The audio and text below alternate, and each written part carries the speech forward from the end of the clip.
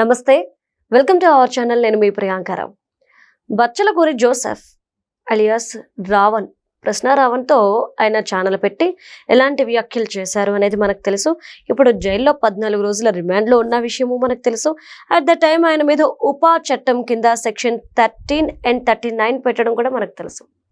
ఇదంతా ఒక ఎత్తు. బట్ ఇప్పుడు ఆయన్ని ఎంక్వైరీ చేసిన తర్వాత ఆయన వాంగ్మూలం పోలీసులు తీసుకున్నారు. ఇప్పుడు క్వశ్చన్ మార్క్ ఏంటి అంటే, ఈ వాంగ్మూలాన్ని బేస్ చేసుకుని ప్రకాష్ రాజ్ గారిని అరెస్ట్ చేయబోతున్నారా అనేది. ఎందుకంటే ఆయన పెట్టిన పోస్టే దీనికి ఊతమిస్తుంది. మరి ఎలా చూడాలి? నిజంగానే ప్రకాష్ రాజ్ గారు ఏదైతే భయపడ్డారో అరెస్ట్ అవుతానేమో అనేది అది జరగబోతుందా? ముందే గ్రహించారా? దీని మీద డిస్కస్ చేద్దాం. అంతో పాటు సీనియర్ జర్నలిస్ట్ సిఎస్ రావు గారు ఉన్నారు, ఆయనతో మాట్లాడదాం. నమస్కారం సార్. నమస్తే సార్, అంటే ప్రకాష్ రాజ్ గారు ఎప్పుడైతే రావణ్ అరెస్ట్ అయ్యి ఆయన మీద ఏమేమి సెక్షన్ల కింద కేసు పెట్టారో అది బయటకు రాగానే భయపడుతూ ఆయన భయపడుతున్నట్టు ఒక వీడియో రిలీజ్ చేశారు. ఇది చూసాక అరెస్ట్ అవుతారేమో అనుకున్నారు. కానీ ఇప్పుడు రావణ్ ఇచ్చిన వాంగ్మూలాన్ని బేస్ చేసుకొని ప్రకాష్ రాజ్ని అరెస్ట్ చేయడం పక్కా అని చెప్పేసి కొన్ని వార్తలు వస్తున్నాయి. వాస్తవం వల్ల ఎంత? ఇప్పుడు ప్రకాష్ రాజ్ని అరెస్ట్ చేయాలని చెప్పి కదిర్లో బీజేపీ వాళ్ళు ఆల్రెడీ కంప్లైంట్ చేశారు. ప్రకాష్ రాజ్ మీద కేసు ఫైల్ అవుతుంది కదిరి పోలీస్ స్టేషన్లో. బీజేపీ నేతలు కంప్లైంట్ చేశారు. మరోవైపు ఢిల్లీలో ప్రకాష్ రాజ్ గురించి మాట్లాడుకుంటున్నారు. ఎందుకు? ప్రధానమంత్రి నరేంద్ర మోడీ గారు అమిత్ షా గారి గురించి, అలాగే హిందూ మతం గురించి, హిందూ పెద్దల గురించి, శ్రీరాముడి గురించి, వీళ్ళందరి గురించి ఆయన మాట్లాడినటువంటి మాటలన్నీ కూడా అక్కడ ఆల్రెడీ చర్చ జరుగుతూ ఉన్నాయి. మరి ఇంత చర్చ జరుగుతున్నప్పుడు అమిత్ షా గారు, నరేంద్ర మోడీ గారు వదిలిపెడతారా? హిందూ వ్యతిరేక భావజాలాన్ని, అలాగే భారతదేశ వ్యతిరేక భావజాలాన్ని వినిపిస్తే ఒప్పుకుంటారా? ఒప్పుకోరు. అందుకే బీజేపీలు కేసు పెట్టారు. ఈవెన్ తెలంగాణ అధ్యక్షుడు రామచంద్రరావు గారు కూడా అక్కడికి వెళ్ళారు, ఢిల్లీ వెళ్ళారు. కదిరి బీజేపీ నేతలు అక్కడ కేసు పెట్టారు. అలాగే ఆంధ్రప్రదేశ్ బీజేపీ అధ్యక్షుడు మాధవ్ గారు రెస్పాండ్ అయ్యారు. మరి ఇంతమంది రెస్పాండ్ అయితే ప్రకాష్ రాజ్ని అరెస్ట్ చేయడానికి మనం అనుకోగలమా? అనుకోలేము. పైగా అరెస్ట్ చేయడానికి అవకాశం ఉందని చెప్పడానికి చాలా ఆధారాలు ఉన్నాయి. ఉపా చట్టాన్ని పెట్టారు. ఎవరి మీద? రావణ్ మీద. Bachhalakura Joseph alias Ravan, Bachhalakura Joseph మీద ఉపా చట్టాన్ని పెట్టారు. ఏంటి ఉపా చట్టం అంటే? Unlawful activities prevention act. UAPA అంటే అన్లాఫుల్ యాక్టివిటీస్ ప్రివెన్షన్ యాక్ట్. ఇది పెట్టారు. అంటే ఏంటి? చట్ట విరుద్ధ కార్యక్రమాలకి వీళ్ళు పాల్పడుతున్నారు అనేటువంటి ఉద్దేశంతో కూడా అతని మీద కేసు పెట్టింది. అతను నెల్లూరు జైల్లో ఉన్నారు. పోలీసులు కస్టడీ పిటిషన్ వేశారు, కస్టడీకి ఇవ్వమని చెప్పి. కస్టడీకి ఇస్తారు, డెఫినెట్గా ఇచ్చే అవకాశం ఉంది. కస్టడీకి ఇస్తే ఆయన ఇచ్చినటువంటి వాంగ్మూలం ఉంటుంది కదా, ఆ వాంగ్మూలాన్ని బేస్ చేసుకుని ఖచ్చితంగా ప్రకాష్ రాజ్ని అరెస్ట్ చేయడానికి అవకాశం ఉంది. ఎందుకు అని అంటే, ఇప్పుడు బచ్చలకూర జోసెఫ్ మొబైల్ అయితే హ్యాండ్ ఓవర్ చేసుకున్నారు కదా పోలీసులు. ఆ మొబైల్లో ఎవరెవరితోటి ఇతను కాంటాక్ట్లో ఉన్నారు, ఎవరెవరితోటి ఇతను రెగ్యులర్గా ఇంటరాక్ట్ అవుతున్నారు, ఏమి ఇంటరాక్ట్ అయ్యారని కూడా తీస్తారు. ఎందుకు? ఆ ఫోన్ ప్రొవైడర్కి చెప్తారు, ప్రొవైడర్ బయటకు తీస్తారు. తీసినప్పుడు మొత్తం బయటకు వస్తాయి. బయటకు వచ్చినప్పుడు ఆటోమేటిక్గా ప్రకాష్ రాజ్ని అరెస్ట్ చేయరా? అరెస్ట్ చేయడానికి ప్రకాష్ రాజ్ని అవకాశాలు ఎక్కువగా కనిపిస్తున్నాయి. దానికి కారణం ఏంటంటే, ఈ మధ్యకాలంలో దేశవ్యాప్తంగా జరిగినటువంటి సంఘటనల మీద జస్ట్ ఆస్కింగ్ పేరుతోటి ప్రకాష్ రాజ్ గారు తన అభిప్రాయాన్ని వ్యక్తం చేస్తున్నారు. ఎలా? భారతదేశానికి వ్యతిరేకంగా అభిప్రాయాన్ని వ్యక్తం చేస్తున్నారు అనేది వీళ్ళ భావన, బీజేపీ వాళ్ళ భావన. అందుకే బీజేపీ వాళ్ళు ఇప్పుడు అతని మీద చర్యలు తీసుకోవాలని చెప్పేసి డిమాండ్ చేస్తున్నారు. ఆ డిమాండ్కి తగ్గట్టు అక్కడ బచ్చలకూర జోసెఫ్ మొబైల్లో ఆధారాలు కూడా ఉన్నాయి. ఇప్పటికే దుర్గేష్ మంత్రి కందుల దుర్గేష్ ఆడియో విడుదల చేశారు కదా. ఈ కేవలం ఆడియోనే కాదు, చాలా ఉన్నాయి దీంట్లో అని చెప్పి చెప్తున్నారు ఆయన. మరి ఆయనే అన్నీ ఉన్నాయని చెప్తే పోలీసులకి ఎన్ని దొరకాలి? మొబైల్ ఎప్పుడైతే హ్యాండ్ ఓవర్ చేసుకున్నారో బచ్చలకూర జోసెఫ్ది, ఆ క్షణం నుంచే ప్రకాష్ రాజ్ గారి గుండెల్లో లబ్డబ్ మొదలైంది.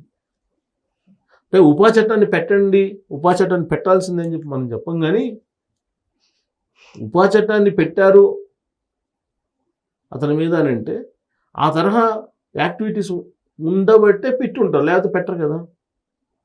ఇప్పుడు ప్రకాష్ రాజ్ గారు ఏమంటారు, కోర్టులు కూడా కాదని పోలీసులు అరెస్ట్ చేశారని చెప్పి అంటున్నారు. ఎన్ని పోలీస్ స్టేషన్లో కేసు పెడతారు మీరు, ఎన్ని కోర్టులు బెయిల్ ఇచ్చిన, ఇప్పుడు 3 కోట్లు 4 కోట్లు బెయిల్ ఇచ్చినా మీరు ఉపా చట్టాన్ని పెట్టేసి మళ్ళీ జైల్లో పెట్టారు మీరు. ఇది ఎలా, ఇదేమి లా అండ్ ఆర్డర్ అని చెప్పేసి ఆయన జస్ట్ ఆసింగ్ పేరుతో అడుగుతున్నారు. పైగా ఇలా ఇలా ఇలా చప్పట్లు కొడుతున్నారు. సినిమా కాదు కదా ఇది, కాదు, రియాలిటీ, రియల్ సమాజంలో ఉన్నాం. మర్చిపోతున్నారేమో. ఆయన మర్చిపోయి చప్పట్లు కొడుతూ ఆయన చట్టం అంటే కోర్టులు చెప్పినా కానీ పోలీసులు ఇలా వ్యవహరిస్తున్నారని చెప్పి ఆయన వీడియో పెట్టాడు. అంటే కావాలని అరెస్ట్ చేస్తున్నారు, కోర్టులు బెయిల్ ఇస్తున్నా పోలీసులు ఎందుకు ఈ విధంగా తిప్పుతున్నారు, కక్షపూరితంగా కావాలని చెప్పేసి ఒక వ్యక్తిని, సామాన్యుని పట్టుకుని ఈ విధంగా హింసించడం ఎంతవరకు సరైంది అని కూడా అడుగుతున్నారు. అవును, అడుగుతున్నారు. ఇప్పుడు ఒక స్టేషన్లో కేసు, ఒక కేసు అయి ఉండొచ్చు, ఒక యాక్టివిటీ, ఆ యాక్టివిటీస్ నాన్ సీరియస్ అయి ఉండొచ్చు, దానికి బెయిల్ ఇస్తారు. ఇంకొక పోలీస్ స్టేషన్ ఇంకొక కేసు ఉంటుంది, ఇంకొక కంప్లైంట్, ఆ కంప్లైంట్లో ఇంకొక యాక్టివిటీ ఉంటుంది, అది కూడా నాన్ సీరియస్ అయి ఉండొచ్చు. దాన్ని పరిశీలించిన తర్వాత కోర్టు బెయిల్ ఇచ్చి ఉండొచ్చు. ఆ తర్వాత ఇంకొక కేసు ఉంది, ఇంకొక కంప్లైంట్, అది తీవ్రమైన కంప్లైంట్, ఆ కంప్లైంట్ ఏంటి, దేశద్రోహం కింద ఉంది, అది దేశద్రోహం కింద పెట్టారు, ఉపా చట్టం కింద పెట్టేసి అరెస్ట్ చేశారు. అంటే సోషల్ మీడియాలో ఆ విధంగా మీరు మాట్లాడినందువల్లనే మీరు కేసు పెడతారా, ఉపా చట్టాన్ని పెడతారా, సంవత్సరాల కొద్దీ జైల్లోనే ఉండేలాగా మీరు అలాంటి చట్టాలు ఆపాదిస్తారా అనేది ప్రకాష్ రాజ్ ప్రశ్నిస్తూ ఉన్నారు. కానీ ఇప్పుడు ఆ బచ్చలకూర జోసెఫ్ అనే అతను మాట్లాడే మాటలు ఎలా ఉన్నాయంటే దేశంలో మత విద్వేషాలు పెట్టేలాగా కనిపిస్తున్నాయి. ఇప్పుడు నీకు నచ్చింది దాని గురించి చెప్పుకో, ఎంతైనా చెప్పుకో, కానీ ఏం చెప్తున్నావు, భగవద్గీత గురించి లేకపోతే హిందూ మతం గురించి, హిందూ మతానికి సంబంధించినటువంటి మఠాధిపతులు, పీఠాధిపతుల్ని దూషిస్తూ మాట్లాడాడు. అసలు ఆయనకు దేశభక్తే లేదని చెప్పాడు. దేశభక్తే లేదని చెప్పారు. మరి అది ఇప్పుడు ఒకవేళ నీకు నచ్చింది, క్రిస్టియానిటీ నచ్చింది, లేదా జగన్మోహన్ రెడ్డి గారు నచ్చారు, యూ ప్రైజ్ హిమ్, అంతే కదా, నువ్వు ఎంతైనా పొగుడుకో. అంతే. కానీ నువ్వు చేసింది ఏంది, దేశాన్ని మీరు టార్గెట్ చేసి మాట్లాడుతున్నారు, అలాగే హిందూ మతాన్ని టార్గెట్ చేసుకొని మాట్లాడుతున్నారు. జగన్మోహన్ రెడ్డి గారితో ట్రావెల్ అవుతున్నారు అనే సంగతి అందరికీ తెలుసు, వాళ్ళు అందరికీ తెలిసినటువంటి విషయమే కదా. ఇప్పుడు జగన్మోహన్ రెడ్డి గారితో ప్రకాష్ రాజ్ గారు ట్రావెల్ అవుతున్నారు, కానీ ఎలా చెప్పగలం, కేసీఆర్ గారితో ఉంటున్నారు కాబట్టి ఖచ్చితంగా ట్రావెల్ అవుతారు. రైట్. అలాగే బచ్చలకూర జోసెఫ్ వాళ్ళు అంతే, ఉంటే ఉండొచ్చు, దాన్ని మనం తప్పట్లేము, ఎవరి సింపతి ఎవరి ఇష్టం వాళ్ళది, తప్పలేదు. కానీ వాళ్ళు సోషల్ మీడియా బేస్ చేసుకొని వాడుతున్నటువంటి పదజాలం ఏదైతే ఉందో ఆ పదజాలం అభ్యంతరకరము.